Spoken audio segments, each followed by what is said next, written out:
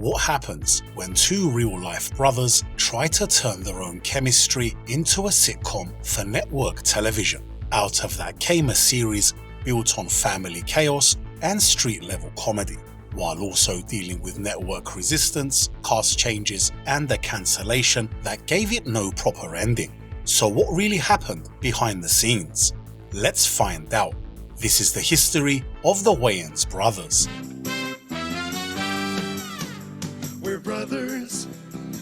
The show began after In Living Color ended when Marlon Wayans said he was broke and barely had any money in the bank, and he would sit at home on a computer working on what would become the Wayans brothers.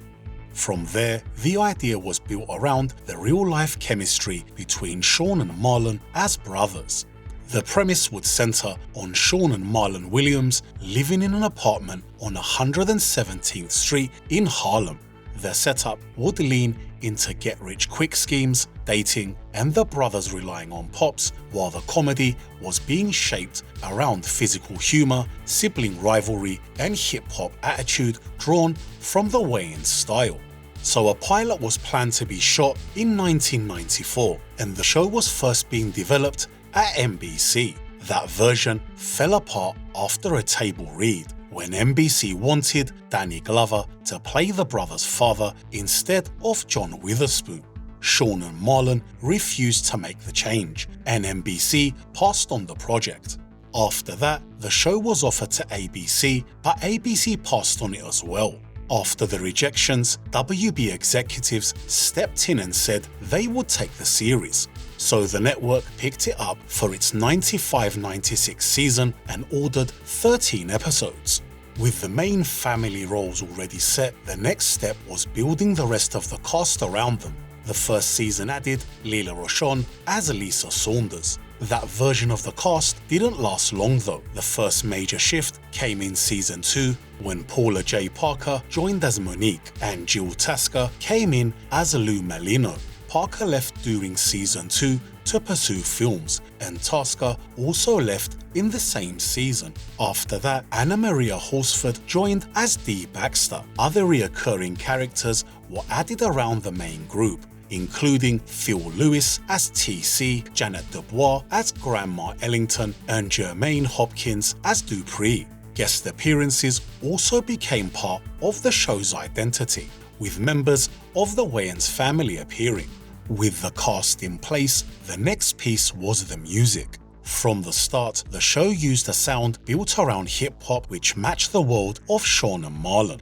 The opening sequence began with the brothers on steps of a brownstone, dressed in 70s styles clothes, moving to a playful tune. For the first 2 seasons, the theme used A Tribe Called Quest's Electric Relaxation, and it was one of the first shows to use a known hip-hop track as its theme.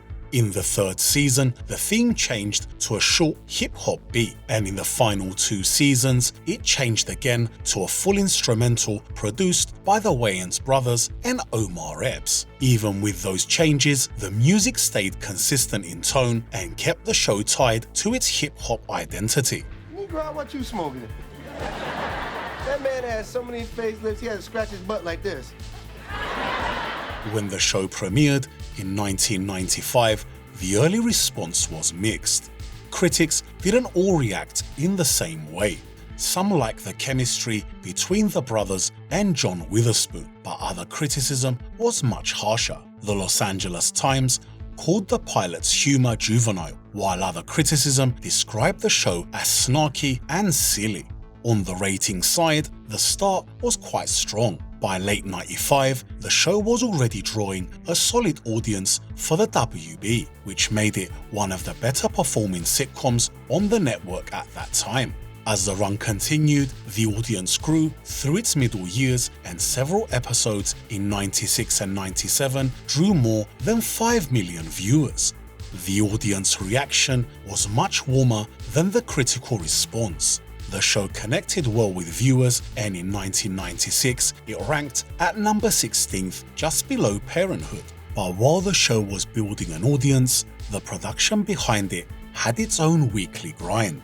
Even though the series was set in Harlem, it was filmed at Warner Bros. Studios in Burbank.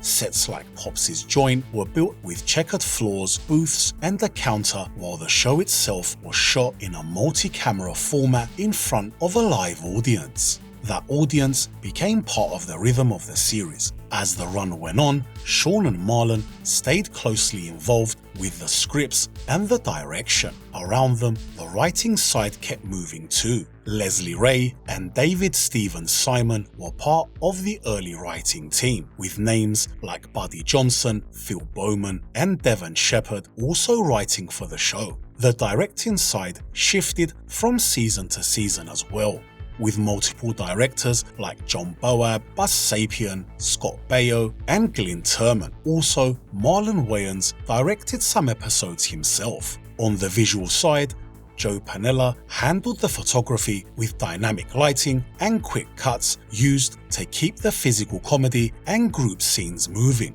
But the schedule kept changing around all of that. While the series was still running, Shawn and Marlon were also working on films like Don't Be a Menace and The Sixth Man, and that affected scheduling and scripting as the sitcom kept moving week by week. We're happy and we're singing and we're colored.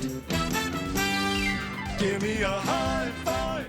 By the final stretch of its run, the show was no longer performing the way it had during its middle years. The ratings had dropped into the low 2-3 million range, and by 1999, the show had lost its strength it once had on the WB. Even with that decline, the series still moved through its 5th season, but by then, the network was shifting more of its attention towards newer shows and teen dramas like Seventh Heaven and Buffy the Vampire Slayer. That left the show in an awkward place. So in 1999, the network decided to cancel the show. It didn't end on a cliffhanger like a lot of other series, but it wasn't given a proper finale either. Fans were disappointed by that, but there was no major campaign that changed the outcome. Years later, Shawn even joked about it in Scary Movie, calling the Wayans brothers a good show and pointing out that it never got a final episode. After the show ended, it took a long time for it to make it onto home media. The first season came out on DVD in 2005, but after that, the series stayed off the shelf for years before Warner Archive finally decided to start releasing the later seasons. Season 2 arrived in 2017, while seasons 3, 4 and 5 followed in 2019. That finally led to the full series getting a complete DVD release in February 2025. For fans who want to add the series to their collection, I've added a link in the description below, and there should be a card popping up on screen to help you check it out. The Wayans brothers never continued through spin-offs, reunion movies, or some bigger franchise plan. It just stopped there, but it never disappeared.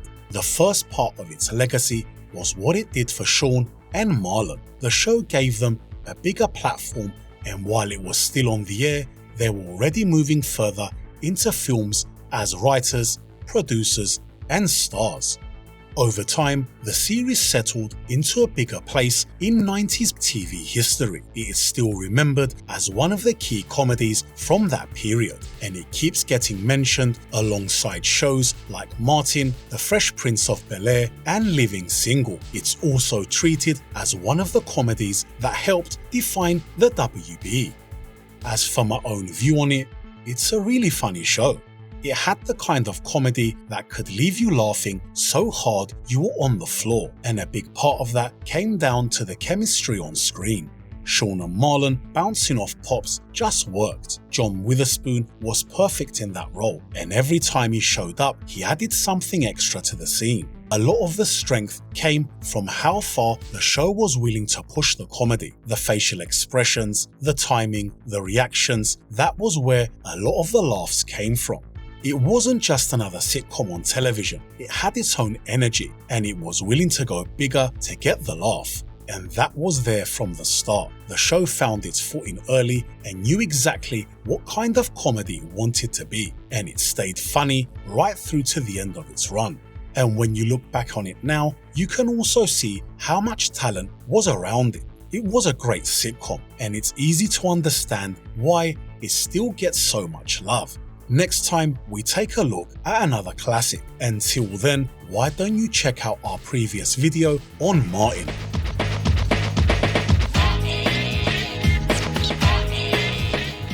Thanks for watching. Please like, subscribe, and I'll see you in the next one.